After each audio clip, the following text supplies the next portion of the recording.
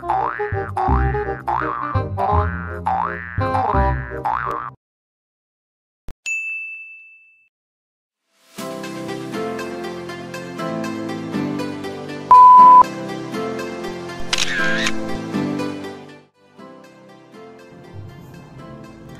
semuanya, Namo Buddhaya.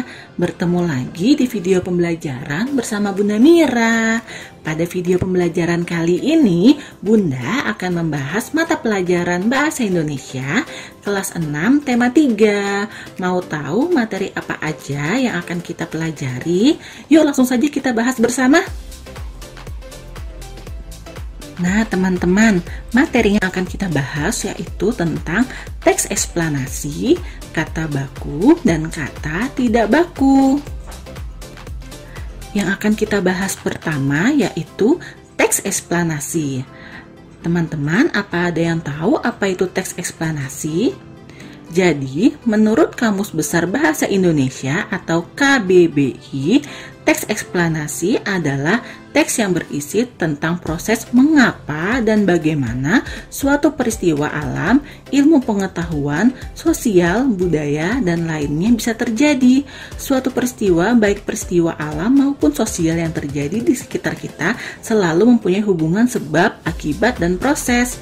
Nah teman-teman, sedangkan menurut Restuti, teks eksplanasi adalah teks yang menerangkan atau menjelaskan mengenai proses atau fenomena alam maupun sosial.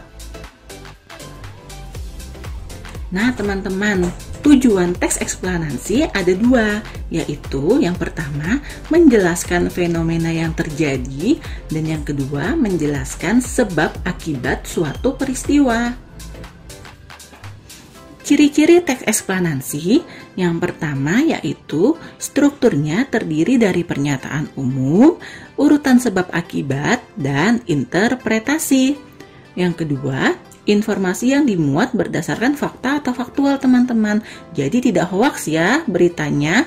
Yang ketiga, faktual tersebut memuat informasi yang bersifat ilmiah atau keilmuan. Contohnya sains. Yang keempat, sifatnya informatif dan tidak berusaha untuk mempengaruhi pembaca percaya terhadap hal yang dibahas.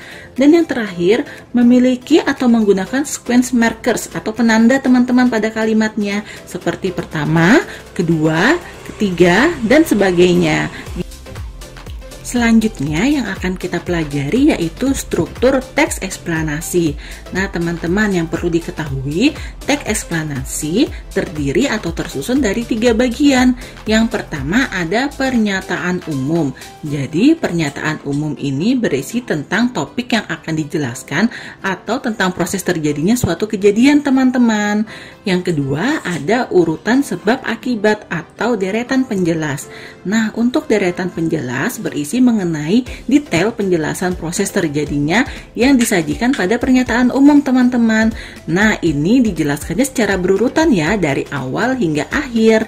Dan yang terakhir ada interpretasi atau kesimpulan. Kalau kesimpulan ini berisi tentang topik yang telah dijelaskan teman-teman. Nah untuk urutan ini tidak boleh disembarangan ya teman-teman, jadi harus berurutan. Pernyataan umum dulu, deretan penjelas, lalu kesimpulan. Nggak boleh dibolak-balik ya teman-teman. Nah teman-teman, ini adalah contoh teks eksplanasi yang berjudul Tsunami. Diperhatikan ya, untuk teks ini terdiri dari 4 paragraf. Nah kita harus mencari tahu nih struktur penyusun dari teks eksplanasi ini teman-teman. Yang harus kalian ingat untuk struktur teks eksplanasi, yang pertama yaitu pernyataan umum, yang kedua deretan penjelas, dan yang ketiga adalah kesimpulan. Jadi polanya harus seperti itu ya teman-teman, tidak boleh dibalik-balik. Nah teman-teman, dapat dilihat pada paragraf 1 itu masih menceritakan tentang pengertian tsunami teman-teman. Jadi belum diceritakan tentang kejadiannya atau bagaimana proses terjadinya tsunami. Bisa dikatakan paragraf 1 ini merupakan pernyataan umum teman-teman. Lalu kita lanjut untuk paragraf 2, itu sudah mulai dijelaskan tentang proses terjadinya tsunami teman-teman, mulai dari adanya letusan gunung berapi, longsor, gempa bumi bawah laut, dan sebagainya ya, bisa dibaca. Lalu untuk paragraf 3 masih melanjutkan dari kejadian di paragraf 2 teman-teman. Bisa disimpulkan bahwa paragraf 2 dan paragraf 3 merupakan deretan penjelas. Nah teman-teman, untuk paragraf 4 ini merupakan kesimpulan dari kejadian tsunami itu teman-teman. Jadi dapat dikatakan untuk paragraf 1 merupakan penjelasan umum, paragraf 2 dan 3 merupakan deretan penjelas, sedangkan paragraf 4 merupakan kesimpulan. Nah selanjutnya Bunda punya teks lain nih teman-teman yang berjudul Gunung Meletus. Kita akan cari tahu lagi struktur penyusun teks eksplanasinya. Kita cek dulu untuk paragraf 1. Nah, paragraf 1 ini dia masih menceritakan atau masih menjelaskan tentang pengertian gunung meletus teman-teman, tentang fenomena gunung meletus. Jadi, untuk paragraf 1 ini merupakan pernyataan umum. Nah, selanjutnya untuk paragraf 2 teman-teman kita lihat di situ mulai dijelaskan tentang proses terjadinya gunung meletus teman-teman. Nah, lanjut untuk paragraf 3 dan 4 juga masih bersinambungan dengan paragraf 2, yaitu tentang proses terjadinya gunung meletus. Bisa kita ambil kesimpulan bahwa paragraf 2, 3, dan 4 merupakan deretan penjelas. Sedangkan paragraf 5 merupakan kesimpulan teman-teman. Nah, ini juga merupakan salah satu ciri-ciri dari kesimpulan, yaitu ada kata-kata oleh karena itu. Nah, itu bisa menjadi ciri khas dari kesimpulan ya teman-teman. Nah, jadi kesimpulannya paragraf 1 merupakan penjelasan umum, paragraf 2, 3, dan 4 merupakan deretan penjelas, dan paragraf 5 merupakan kesimpulan. Kita lanjut ya teman-teman ke materi yang kedua, yaitu tentang kata baku dan kata tidak baku. Nah teman-teman, ada yang tahu apa pengertian kata baku dan kata tidak baku? Untuk kata baku merupakan kata yang penggunaannya sudah sesuai ejaan dan aturan pedoman bahasa Indonesia yang baik dan benar, yang bersumber pada Kamus Besar Bahasa Indonesia atau KBBI. Sedangkan kata tidak baku merupakan kebalikan dari kata baku teman-teman, yang penggunaannya tidak sesuai aturan dan kaidah berbahasa Indonesia yang sudah ditentukan sebelumnya. Untuk ciri-ciri kata baku, yang pertama yaitu tidak dipengaruhi bahasa daerah tertentu. Yang kedua, tidak dipengaruhi bahasa asing. Yang ketiga, bukan bahasa percakapan. Yang keempat, pemakaian imbuhan pada kata bersifat eksplisit. Jadi, maksudnya eksplisit yaitu tidak berbelit-belit ya teman-teman. Yang kelima, pemakaian kata sesuai dengan konteks kalimat. Yang keenam, kata baku bukan kata rancu. Yang ketujuh, kata-kata tidak mengandung hiperkorek. Jadi hiperkorek ini maksudnya dia mau mengubah kata-kata menjadi sempurna, tapi malah kebalikannya teman-teman. Jadi malah tidak baik atau tidak bagus kata-katanya atau kalimatnya. Dan yang terakhir, tidak mengandung pleonasme. Jadi maksudnya pleonasme ini sebenarnya kata-katanya sudah jelas teman-teman, tapi ditambah-tambahin lagi sehingga membuat kata-katanya menjadi mubazir atau berlebihan teman-teman. Selanjutnya yaitu ciri-ciri kata tidak baku. Yang pertama, umumnya digunakan dalam bahasa sehari-hari.